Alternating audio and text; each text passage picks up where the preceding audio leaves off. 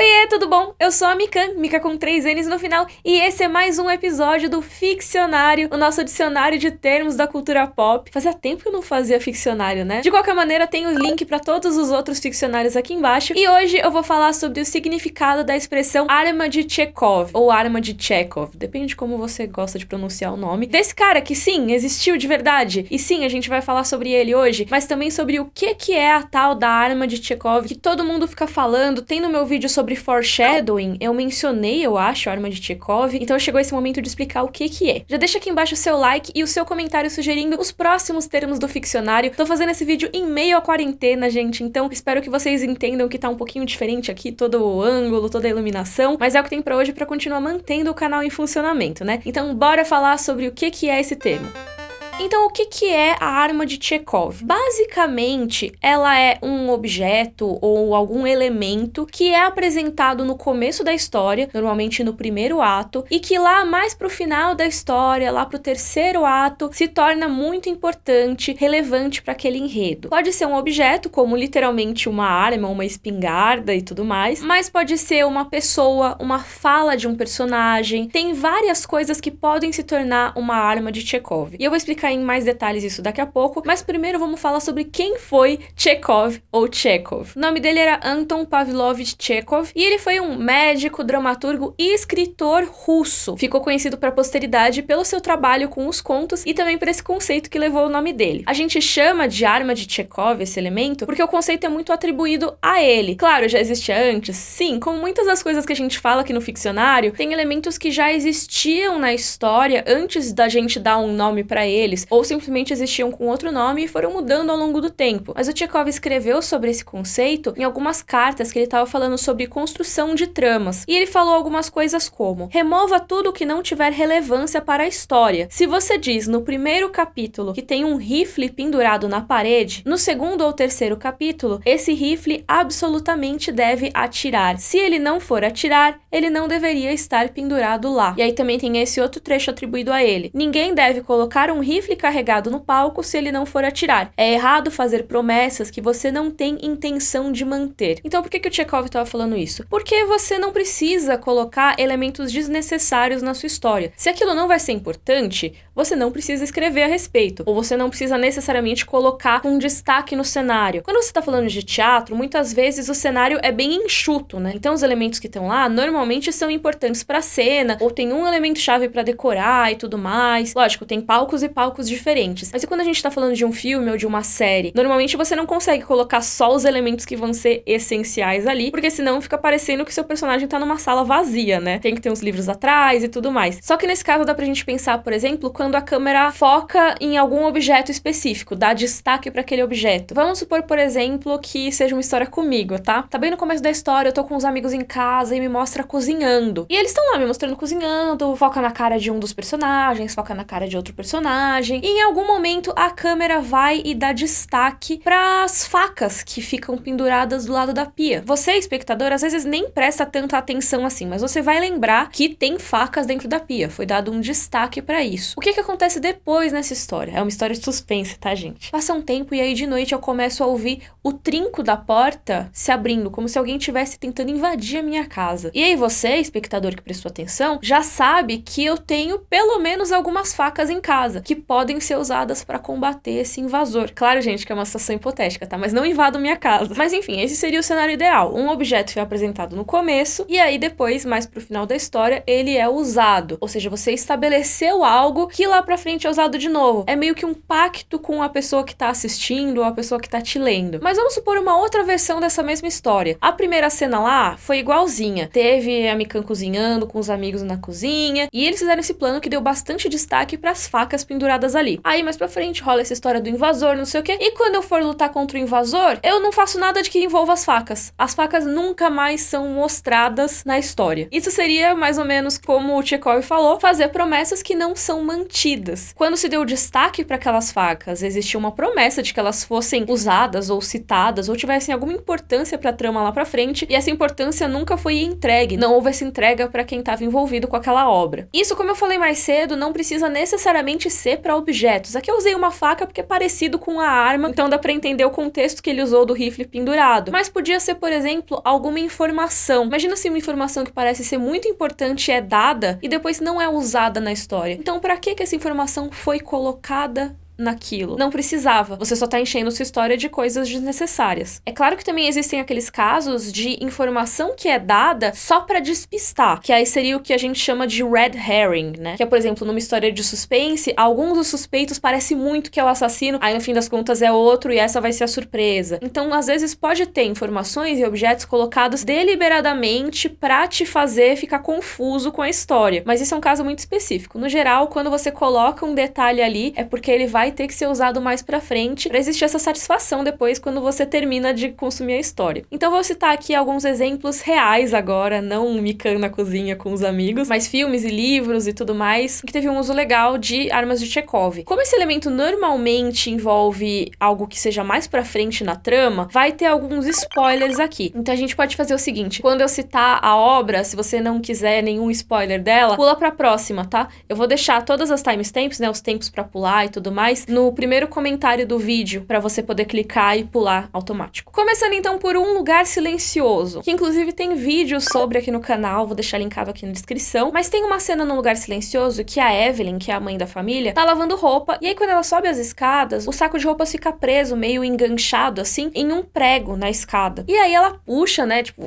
vamos. Lembrando que no Lugar Silencioso, toda a premissa do filme é que se você fizer barulho, os monstros vêm te atacar. Então ela puxa assim, tentando não fazer barulho, e quando ela puxa, o prego que tava na escada, ele sai do lugar e fica levantado. E a câmera fica bem parada nesse prego, meio que dizendo pra gente, o público, né? Ó, isso aqui vai ser importante lá pra frente. E sim, vai ser importante lá pra frente no filme. Mais especificamente quando a Evelyn entra em trabalho de parto. Gente, pensa nessa situação. Não pode fazer barulho, ela tá sentindo todas as dores do parto, os monstros estão muito perto e ela tá preocupada porque quando o bebê nascer, ele vai chorar. E aí o choro do bebê pode atrair os monstros. Então, pro momento que ela fosse parir, eles fizeram um cantinho lá no porão pra que ela pudesse fazer o mínimo de barulho possível, mas assim, algum barulho ia fazer, né? Então, eles isolaram lá no porão e tudo. E enquanto ela tá descendo assim, toda preocupada, ela vai e pisa no prego. E, gente, não pode gritar de dor. Ela pisar num prego e sentir muita dor naquele momento é muito relevante pra trama do filme naquele momento, porque tudo envolve ela evitar fazer barulho. Agora, pra outro filme, em Batman Cavaleiro das Trevas, tem um momento que o Bruce Wayne tá vendo o novo uniforme do Batman, tá testando as armas novas e tudo mais, e ele pega uma delas e ativa, fazendo com que várias lâminas sejam disparadas. E isso aparece de novo lá na frente, quando o Coringa prende o Batman. Ele tá preso de um jeito que ele não consegue se livrar ali, mas ele consegue ativar as lâminas do uniforme. E é assim que ele consegue se livrar do Coringa naquele momento. E aí tem uma referência direta ao conceito de arma de Chekhov, que é Em Todo Mundo Quase Morto. Tem um momento no começo da história que o Ed e o Sean estão lá no pub Winchester e eles ficam discutindo se aquele rifle que tá pendurado lá em cima, ó, lembra o rifle, que nem o Chekhov falava, se aquele rifle é de verdade ou não. E aí lá no terceiro ato, quando eles estão lutando contra os zumbis, o Sean pega o rifle pra atirar e vê que sim, ele é de verdade. Então é literalmente o exemplo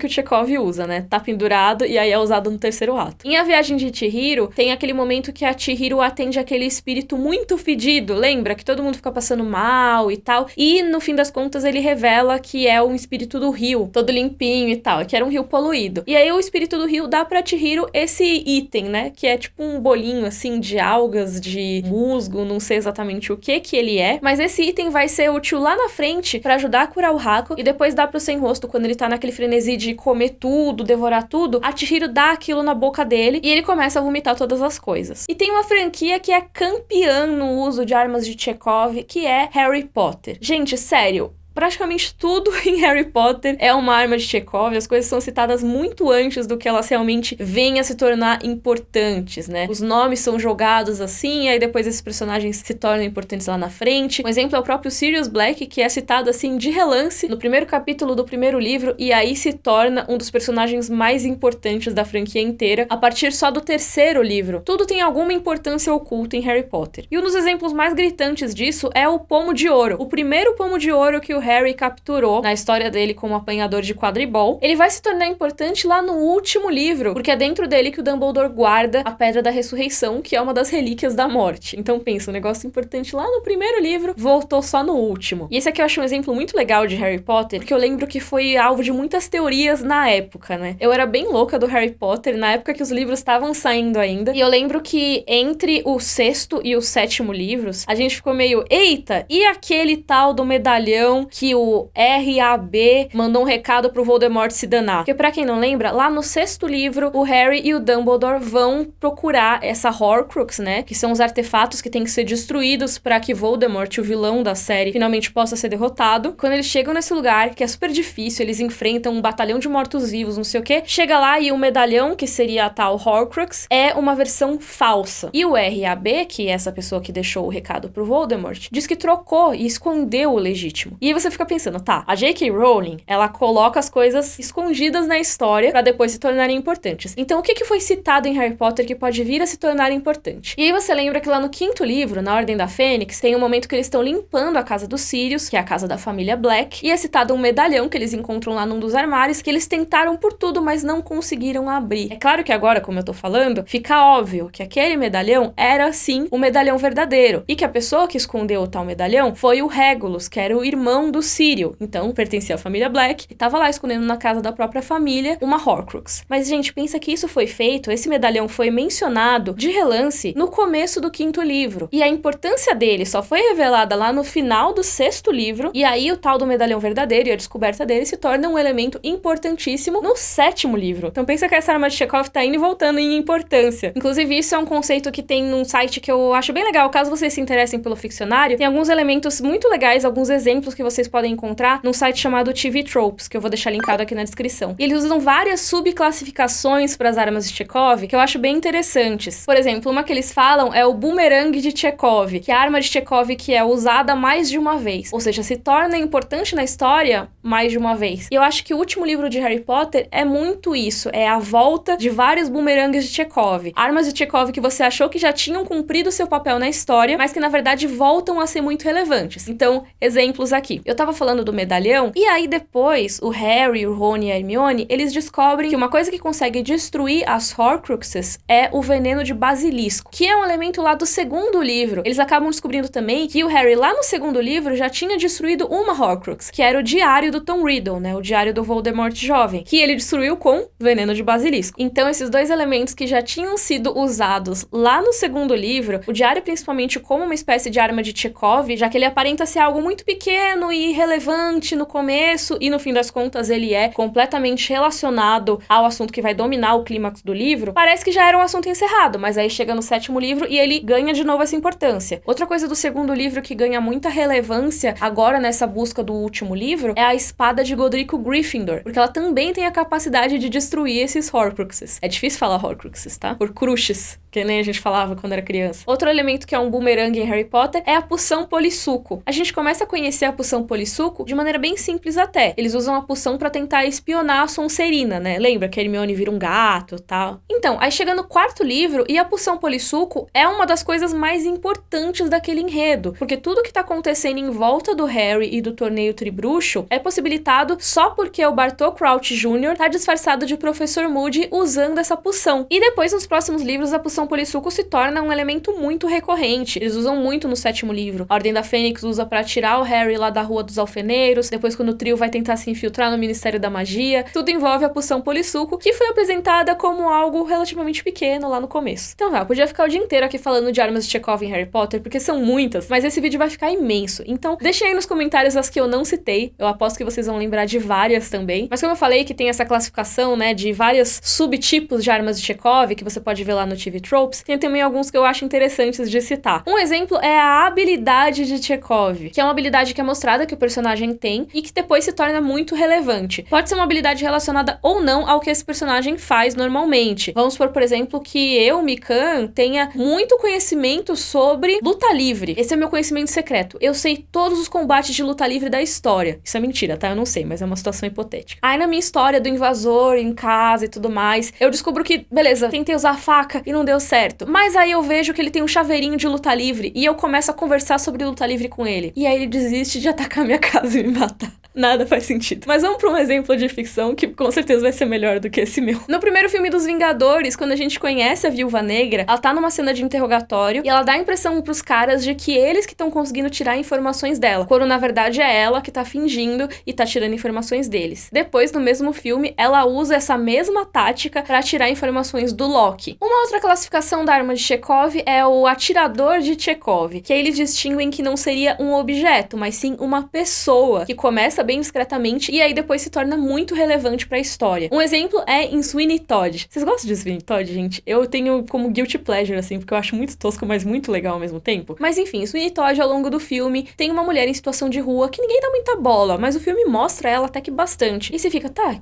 e daí, né? Quem é essa mulher? O que tá acontecendo? Você tá tão focado na treta do Sweeney Todd que você nem percebe que essa mulher era a esposa que o Sweeney achava que tava morta. O tempo todo tava lá na frente dele e na nossa frente também. Tem um que eu gosto muito, que é a lenda de Chekhov, que é, sempre que tiver alguma velhinha que vai falar de uma lenda de tempos passados, aí alguém vai falar, é porque meus pais diziam que nessa cidade tinha bruxas 100 anos atrás. Essa lenda vai ser verdade. Isso vai se tornar muito relevante pro seu enredo em algum momento. Eu acho que um exemplo muito legal disso é nas Crônicas de Gelo e Fogo, em Game of Thrones, que é principalmente no enredo do Bran, que ele ouve muito essas lendas da velha ama, e assim, pode ser que as lendas sejam exageradas, pode ser que elas distorçam algumas coisas de vez em quando, mas muito do que ela falou acabou se tornando verdade, e não verdade só lá no passado, mas nos dias que a história se passa. Por exemplo, os Filhos da Floresta, que eram citados nessas histórias da velha ama, mas quando o Bran ia falar a respeito deles com os outros adultos, por exemplo, o Maestri Luwin, que seria a voz da razão, a explicação é, os Filhos da Floresta já foram extintos há milhares de anos, Bran, para de bobeira. Corta pra lá na frente na história do Bran, quem tá vivão? Os Filhos da Floresta. Eles estavam ali o tempo todo. Ficaram meio dormentes, meio camuflados ali, mas eles existiram sim, e eles existem até aquele momento. E tem vários outros tipos de sub-armas de Chekhov, mas é tudo meio que a mesma premissa. Algo que não era tão importante ou não era considerado verdadeiro ou relevante, se torna muito relevante depois. Mas agora você tá um exemplo de uma arma de Chekhov que não deu certo. Isso aconteceu em Esquadrão Suicida. Eu sei que falar de Esquadrão Suicida já é meio, lógico, Mikan, o filme é ruim, você queria o quê? Mas eu vou só usar o exemplo, que é um dos muitos motivos pelos quais o filme é ruim. Tem outras coisas também, mas esse é um desses motivos. Tem um personagem no Esquadrão Suicida que se chama Boomerang. E esse personagem toda hora fala do unicórnio de pelúcia dele, que ele gosta muito. Toda hora mostra esse unicórnio, a câmera fica fixa nele, e isso leva a gente, como público, a pensar, esse unicórnio vai ser importante em algum momento. Como eu já mencionei vários outros casos aqui nesse vídeo, não é mesmo? E como o próprio Chekhov falava, se você apresentou um negócio, é bom que ele seja útil e importante mais pra frente, porque senão você tá enganando sua audiência. Então, esse unicórnio não serve pra nenhum propósito, ele só está ali. Tem até um momento em que o Boomerang toma um tiro, e ele é salvo porque a bala pegou em uma coisa que tava no bolso do casaco dele. Aí você pensa, é o unicórnio deu sua vida por ele vai ficar triste porque destruiu o unicórnio de pelúcia. Não, o tiro pega um bolo de dinheiro que tava no casaco dele, nem pra ser o unicórnio, entendeu? Não, nada faz sentido. Mas pra gente não ficar falando de Esquadrão Suicida e encerrar numa toada positiva, né? Vamos falar aqui quais são as diferenças entre arma de Chekhov, foreshadowing e MacGuffin. Foreshadowing e MacGuffin são termos que eu já falei a respeito aqui no Ficcionário. Vai ter os links na descrição caso você queira rever esses vídeos. Mas vamos começar então diferenciando o foreshadowing. O foreshadowing, ele não necessariamente é algo muito na cara. Ele pode ser uma indicação muito sutil de que algo vai acontecer lá na frente. A arma de Chekhov pode sim funcionar como uma espécie de foreshadowing, só que normalmente é uma indicação muito mais direta, sabe? É aquilo, a câmera vai focar naquele objeto. O texto do livro que você tá lendo vai falar sobre aquele objeto, pode descrever, sendo que ele não vai descrever todos os objetos ao redor, e sim só o que for relevante para aquela história. Então você já conclui que aquilo vai ser relevante. Já o foreshadowing, ele não tá na cara se vai fazer alguma grande diferença na trama ou não. Normalmente você vai saber que aquilo era um foreshadowing depois que o fato que ele estava prevendo já aconteceu. É que nem um exemplo que eu dei sobre Game of Thrones no vídeo de foreshadowing. Quando você vê aquela imagem logo num dos primeiros capítulos do livro de um lobo gigante morto pelo chifre de um veado, sendo o lobo gigante o símbolo da casa Stark e o veado o símbolo da casa Baratheon, você pensa, essas duas casas podem causar a derrocada uma da outra. Só que você não sabe como isso vai acontecer. Normalmente é uma coisa que você, quando olha pra trás, você entende. E a diferença pro MacGuffin? Então, só caso você não tenha visto o ficcionário de MacGuffin, ele é um objeto que move a trama, mas a natureza dele não faz tanta diferença. O importante é que ele é um objeto que a galera quer pegar. Vamos supor, Harry Potter. Você tem a Pedra Filosofal no primeiro livro. Ela é importante pra história, claro, mas ela ser a Pedra Filosofal não faz diferença. Se fosse a Taça Filosofal, toda a busca pelo objeto seria a mesma. Então, o MacGuffin desenvolve a história, mas qual objeto ele é, não faz diferença nenhuma. Então, pode existir sim uma certa intersecção entre uma arma de Chekhov e um MacGuffin. Nos próprios casos de Harry Potter, como eu falei, muitos dos Horcruxes são mostrados como MacGuffins em algum momento. São objetos que o Harry tem que ir lá procurar pra destruir. Mas eles também podem ser objetos que foram mencionados de maneira mais desimportante no começo e se tornaram muito relevantes pra trama depois. Então, uma coisa não elimina a outra. Por exemplo, o medalhão, que começou citado de relance e depois se tornou mega importante, poderia ter sido um chapéu, que se tornou muito relevante porque ele era uma Horcrux, entendeu? Mas não tem nenhum chapéu que é uma Horcrux, tô inventando. Esse foi um ficcionário meio longo, porque eu gosto muito desse assunto, mas eu queria que vocês sugerissem aqui embaixo outros termos pra gente comentar aqui no ficcionário. Como vocês viram, eu adoro fazer esse quadro no canal. E eu queria que vocês citassem também outros casos de armas de Chekhov que vocês se lembrem da ficção. Coloquem tudo aqui embaixo. Se você gostou, por favor, curte o vídeo, assina o canal. Um beijo e até a próxima!